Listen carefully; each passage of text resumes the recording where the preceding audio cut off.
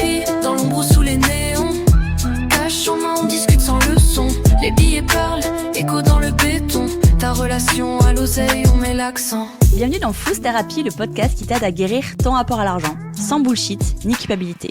Je suis Suzy Mallette, coach money mindset, et ici, on parle cash. On gratte là où ça fait mal et on transforme ta relation à l'argent en profondeur, une prise de conscience à la fois. Chaque semaine, je te propose des épisodes qui vont droit au but, des réflexions puissantes, des outils concrets et parfois même des interviews sans langue de bois.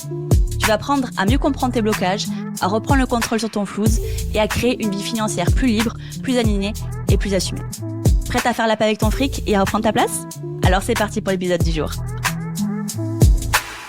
Parlons d'un sujet qui fâche, l'argent dans le couple. Mais ça vaut aussi dans toutes les relations, ça peut être au sein de la famille ou des amitiés. Donc, est-ce que tu as déjà vécu ça ? Tu veux mettre de côté pour vos projets, mais ton ou ta partenaire dit « on n'a qu'une vie, profitons chérie ».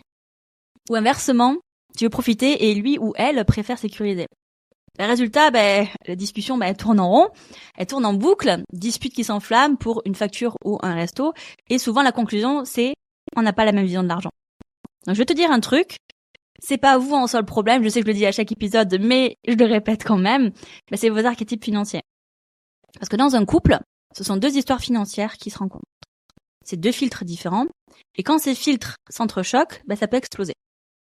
Mais si tu comprends vraiment comment vos archétypes fonctionnent, et comment celui-là de ton ou ta partenaire fonctionne, alors l'argent devient un terrain de complicité au lieu d'être un champ de bataille.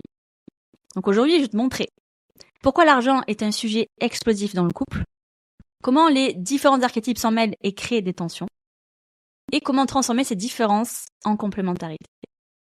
Mais alors du coup, pourquoi l'argent est aussi explosif dans le couple ? Parce que en théorie, l'argent c'est neutre. Ce sont juste des chiffres, un moyen d'échange, une ressource. C'est ni bon ni mauvais. Mais en pratique, il n'est jamais vraiment neutre.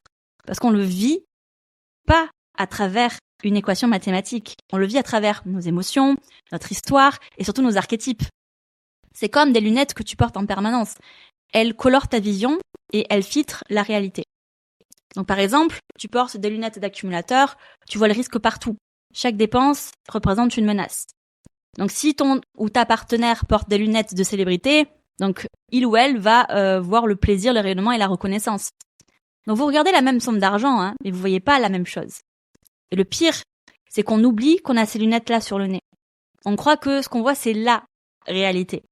Donc toi, tu te dis, on dépense trop, on court à la catastrophe. L'autre dit, tu dramatises, on profite jamais. Et en fait, vous croyez que c'est une incompatibilité.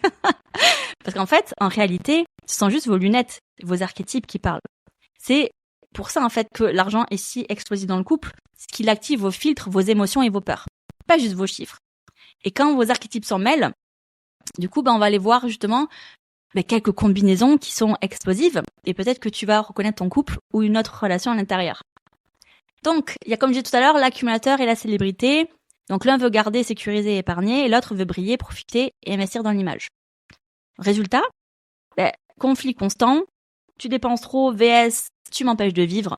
Et ça, du coup, c'est pas ouf à ressentir. Et ensuite, le dirigeant et le romantique. Donc le dirigeant, lui, planifie, structure, il optimise. Et il y a le romantique qui veut kiffer sans prise de tête.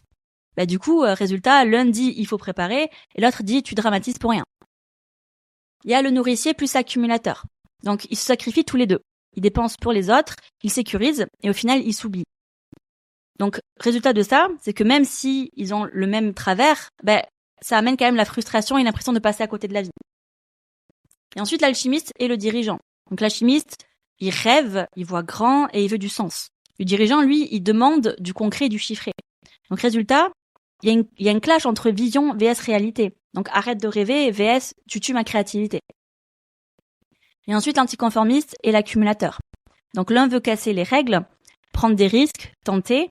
L'autre veut sécuriser, épargner et prévoir. Donc résultat, c'est des montagnes russes entre euphorie et stress permanent. Et ensuite, le connecteur et la célébrité. Donc le connecteur cherche du lien, de l'authenticité. Et la célébrité, elle cherche à rayonner et à briller. Donc résultat, l'un dit on doit penser à nos proches et l'autre dit il faut investir dans l'image. Donc est-ce que tu reconnais ton couple ou une de tes relations là-dedans ? Peut-être que tu t'es déjà dit aussi que vous n'avez pas la même vision de l'argent. En fait, comme je disais tout à l'heure, vous le regardez avec les mêmes lunettes. Donc, du coup, comment est-ce qu'on fait ? Enfin, vous regardez pas avec les mêmes lunettes. Donc, comment est-ce qu'on fait maintenant pour transformer ces différences en complémentarité ? Donc, la bonne nouvelle, c'est que vos différences ne sont pas un problème en soi. Elles peuvent même devenir une force. Et voici les 3 étapes pour y arriver. Donc, la première étape, c'est reconnaître vos archétypes dominants. Rien que ça, c'est une révolution, parce qu'en psychologie relationnelle, on sait qu'un conflit naît rarement de la situation en elle-même, mais de sa perception.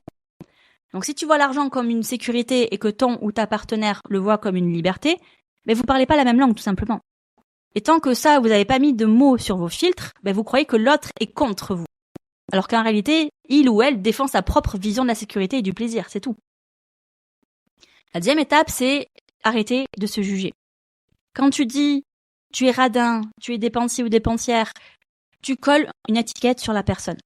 Résultat, elle se ferme, elle se défend. C'est normal en soi parce qu'elle voit ça comme une attaque.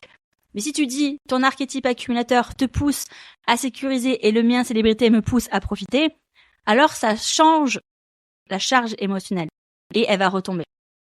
Parce que vous n'êtes plus en train de vous accuser, vous observez juste vos mécanismes tout simplement. Et là, il n'y a pas grand-chose à débattre dessus parce que c'est un fait. Et ça, c'est la base de la psychologie de couple, c'est passer de l'accusation à l'observation. Et ensuite, il y a la troisième étape, c'est créer un plan qui respecte vos 2 énergies. Et là, on entre dans quelque chose de puissant, parce qu'en réalité, vos archétypes, ils se complètent.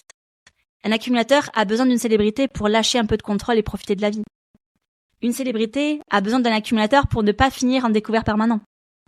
Un dirigeant donne de la structure, un romantique appelle à du laisser vivre, et à du vivre l'instant. Un alchimiste rêve grand, un dirigeant l'aide à concrétiser. Donc, la psychologie nous montre vraiment que ces couples solides ne sont pas ceux qui se ressemblent, mais ceux qui savent utiliser leurs différences comme une ressource. L'étape 4, ça va être de passer à la discussion consciente. Donc, je te propose un petit exercice à faire avec ton ou ta partenaire. Chacun écrit son archétype dominant, puis une frustration liée à l'argent, puis une envie. Et ensuite, partagez vos réponses. Et surtout, écoutez sans réagir. Ça, c'est important. En psychologie positive, ça s'appelle créer un espace miroir, un moment où on se regarde sans se juger, juste pour comprendre. C'est tout ce qu'il y a à faire dans cet exercice-là.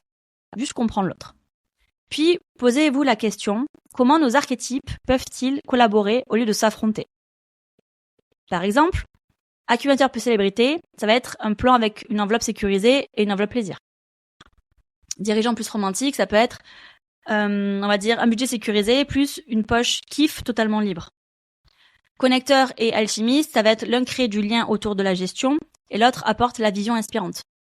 Et là, le déclic psychologique arrive. C'est que vous cessez de voir l'autre comme l'adversaire et vous commencez à le voir comme le garde-fou qui équilibre mes travers. Et en fait, vos archétypes ne sont pas des ennemis. Ce sont des miroirs de vos besoins profonds. Et si vous apprenez à les comprendre, ils deviennent la base d'un couple qui avance ensemble au lieu de se freiner. Donc aujourd'hui, on a vu ensemble que, en théorie, l'argent est neutre, mais en pratique, il ne l'est pas. Parce que l'on regarde à travers nos lunettes, nos archétypes. Donc dans le couple, les disputes viennent rarement d'un manque d'amour, mais d'un filtre qui est différent, enfin 2 filtres qui sont différents qui vont venir se heurter. Et comprendre vos archétypes, c'est transformer vos disputes en complicité. Donc ton couple n'a pas besoin de fuir les conversations d'argent, il a besoin de les transformer en espace de connexion et de projets communs. Et c'est exactement ça qu'on fait dans Amour, Gloire et Finances, ma formation qui est ludique pour les couples. On va travailler la communication financière, la gestion commune, les projets partagés, sans drama, sans rigidité et avec du fun. Et oui, il y a même des jeux et du fun dans l'intérieur de la formation. Ceux qui me connaissent le savent maintenant. Donc le lien est dans la description de l'épisode. Et tiens-toi prête parce que la semaine prochaine, on arrive au grand final de ce mois spécial archétype. On va voir ensemble comment transformer ton profil financier en super pouvoir.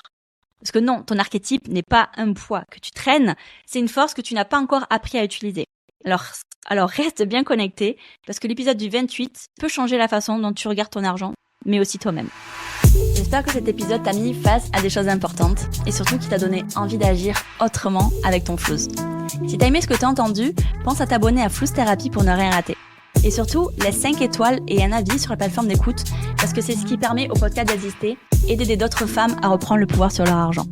Si t'as envie d'aller plus loin, tu peux t'abonner à mon compte Instagram, SuzyMLT, SUZYMLT.